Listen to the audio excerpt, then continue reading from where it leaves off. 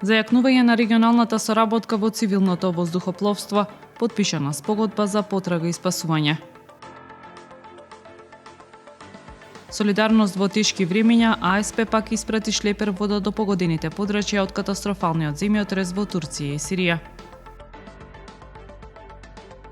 До есен ке заврши реконструкцијата на патот Струга-Ќафасан, предвидена е целосна рехабилитација со поставување нов асфалт, инвестиција вредна 8 милиони евра.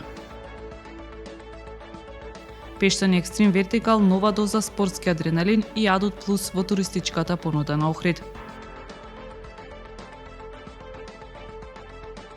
Времето утре сончево со умерена облачност и температура до 14 степени. Следевте една минута вести на Охрид Нјуз.